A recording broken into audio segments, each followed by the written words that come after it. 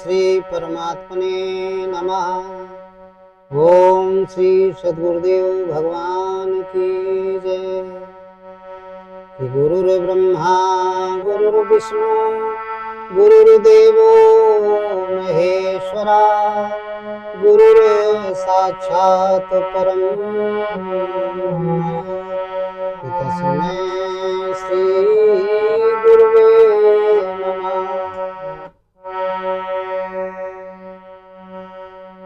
बोलिए सच्चिदानंद भगवान की जय।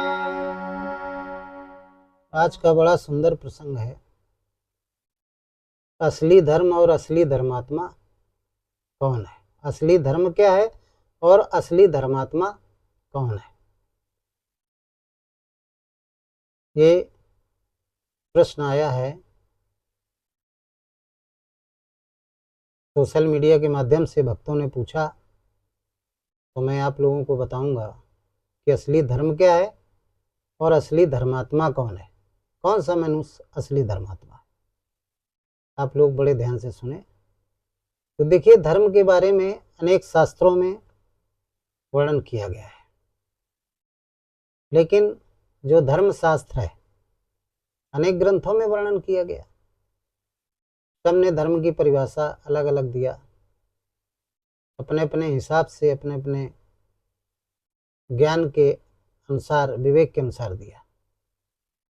लेकिन असली धर्म क्या है तो बताते हैं। गोस्वामी जी ने लिखा है रामचरितमानस में कि धर्म न दूसर सत्य समाना, आगम निगम पुराण बखाना।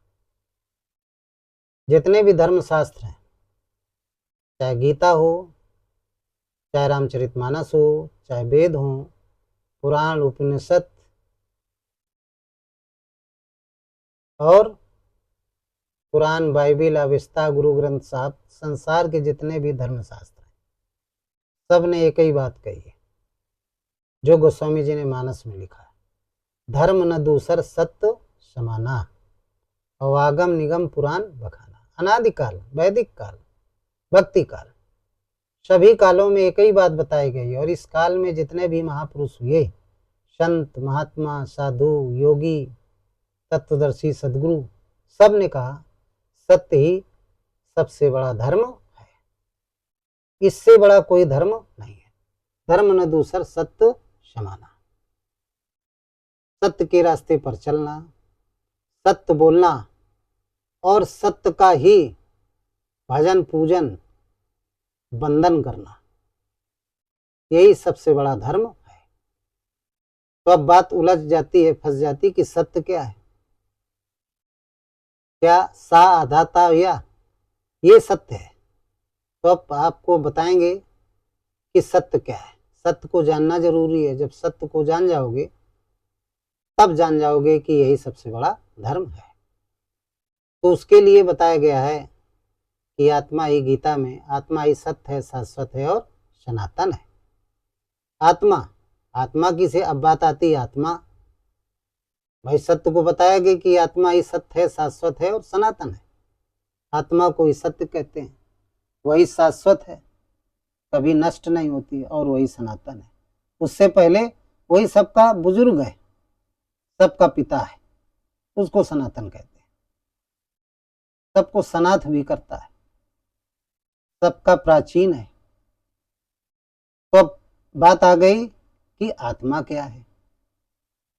तो आत्मा किसे कहते हैं? आत्मा के बारे में बड़ा मतभेद है धर्मशास्त्रों में, और उन धर्मशास्त्रों को पढ़ने वाले जितने भी विद्वान महापुरुष हैं, उनमें भी बड़ी भ्रांतियां हैं, धार्मिक भ्रांतियां हैं। कोई आत्मा को शरीर की ऊर्जा मानता है, परमात्मा को अलग मानता है, आत्मा को अलग मानता है, कोई एक मानता है, और कोई कहता आत्मा नाम की कोई चीज है ही नहीं। ये तीन प्रकार के विचार वाले मनुष्य हैं, आचार्य हैं, संत हैं, महात्मा हैं, विद्वान हैं। लेकिन हम आपको बताएंगे कि आत्मा सत्य को ही, आत्मा को ही सत्य कहते हैं। तो आत्मा क्या है? आत्मा को ही ब्रह्म कहते हैं, उसी को परमात्मा कहते हैं, उसी को भगवान कहते हैं, उसी को ईश्वर कहते हैं, उसी को विभु कहते हैं, और उसी को महाविष्णु कहते हैं, उसी को राम कहते हैं, उसी को अल्लाह कहते हैं। तो आप कहेंगे ये कैसे? तो मैं अब एक एक की व्याख्या करता हूं। देखिए, जो आत्मा है जिसको ब्रह्म कहते हैं, उसका कोई स्वरूप नहीं होता है, ये आप लोग भी जानते हैं। उसका कोई स्वरूप नहीं होता। ये जो बृहद आकार है, ब्रह्मांड है, बृहद ब्रह्मांड है, ये उस परमात्मा का शरीर है।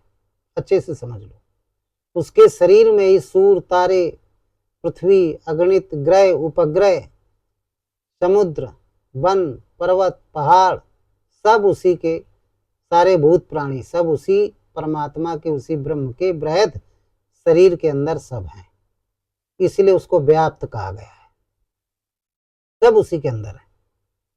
और इतना बड़ा परमात्मा, शास्त्रों में बताया गया है कि वो सब पंचभूत प्राणियों के अंदर है, अंतःकरण में, सबके अंतःकरण में। तो सबके अंतःकरण में होने के कारण उसका एक नाम आत्मा पड़ा है। और सारी विभूतियों से युक्त है और परे भी है, इसलिए उसको विभू कहा गया है।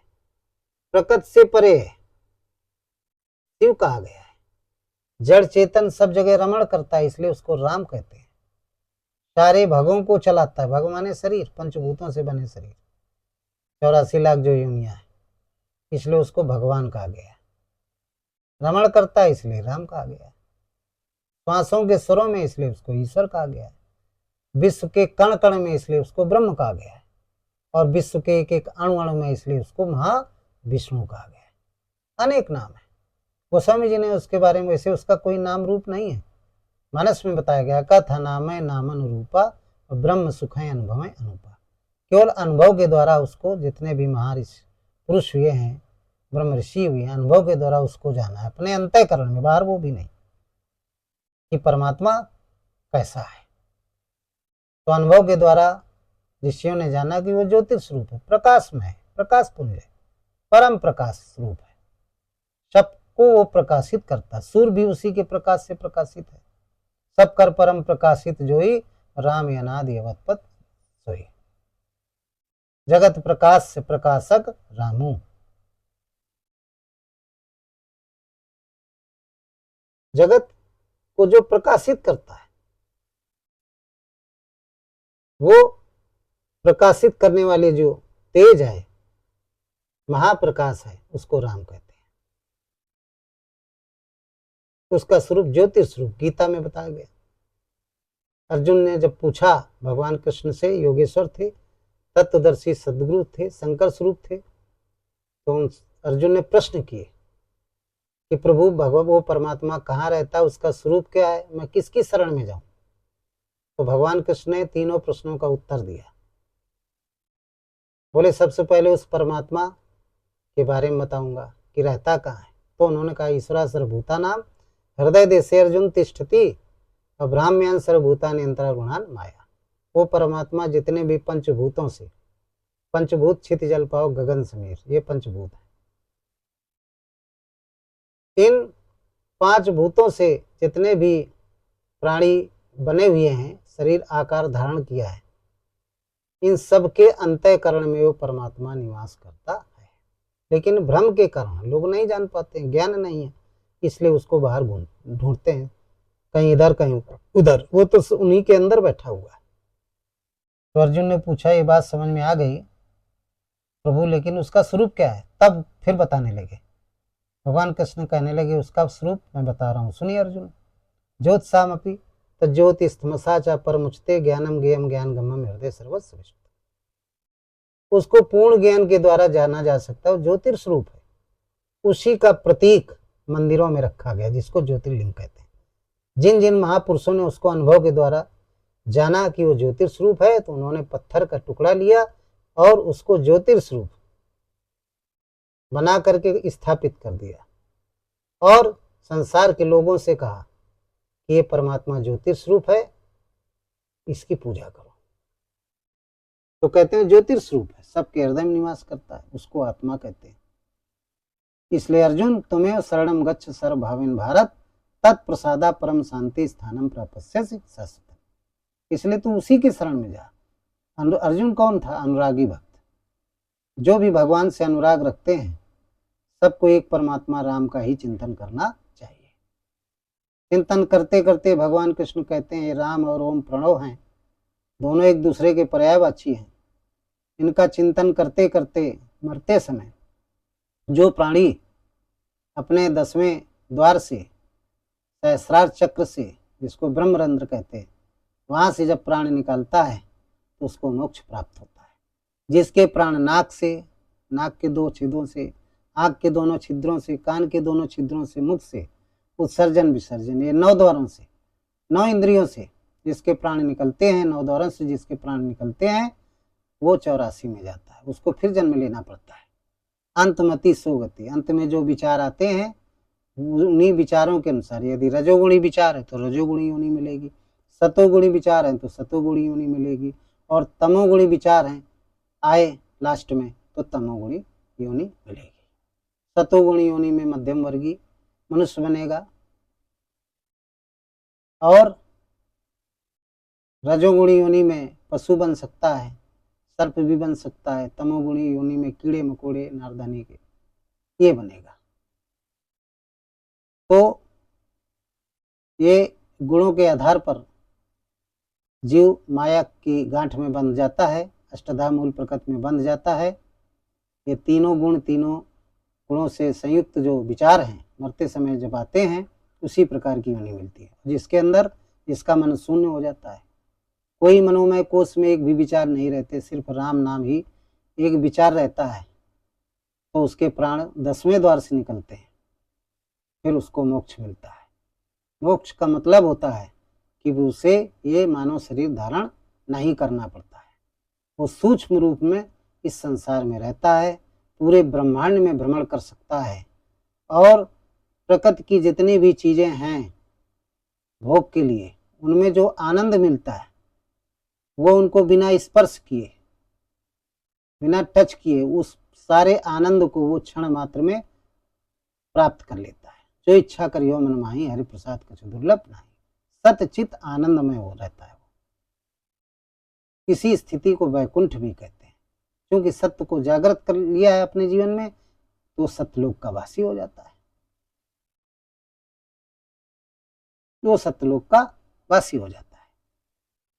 तो जो दिन रात राम नाम का चिंतन करता है, आसुरी वृत्तियों को निकाल देता है और जीवन पर्यंत सत्य के रास्ते की बात करता है, स्वयं चलता है और सत्य के रास्ते पर दूसरों को चलाने का काम करता है,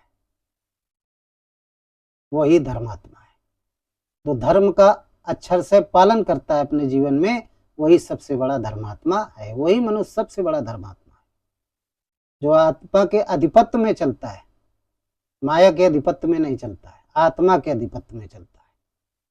जो आत्मा ने आदेश दिया वही करता है। मन के अधिपत्य में, माया के अधिपत्य में नहीं चलता।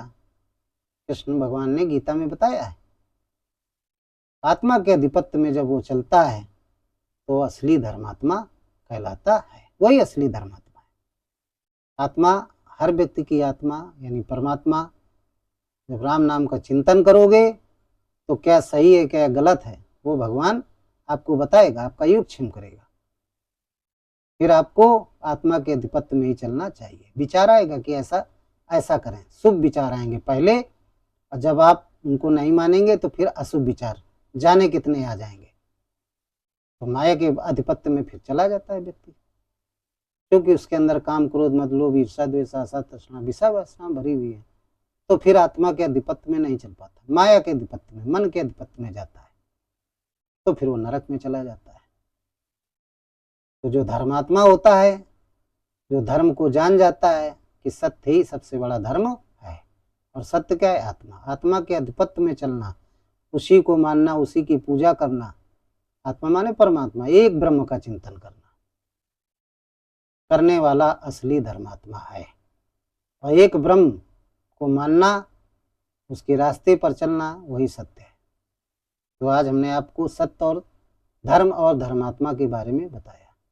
यज्ञ, पूजा पाठ, हवन, कथा, भागवत सुनना या सुनाना, यह धर्म और धर्मात्मा नहीं है। यदि उसका अनुकरण नहीं कर रहे हो, आपके अंदर आसुरी वृत्तियां भरी हुई हैं, खूब कथा, भागवत, पूजा, घंटी और एक गर्जन ये सब कर रहे हो, लेकिन आपका मन शुद्ध नहीं, निर्मल नहीं है, सत्य के रास्ते पे नहीं चल रहे हैं, पाखंड युक्त जीवन आपका व्यतीत हो रहा है, तो ना तो आपके अंदर धर्म है, ना आप धर्मात्मा बन पाए।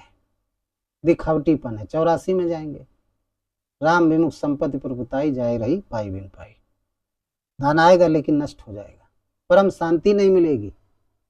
परम शांति ही राम की जागृति है। तो ये हमने आपको बताया। इन्हीं शब्दों के साथ इस प्रसंग को समाप्त करते हैं। आप लोग सत्य के रास्ते पे चलें, अपना जीवन धन्य बनाएं। बोलिए सच्चिदानंद भगवान की जय। कि सर्वे भवन्तु सुखिनः, सर्वे सन्तु निरामया, सर्वे भद्राणि पश्यन्ति, मा कश्चित् दुःखभाग् भवेत्।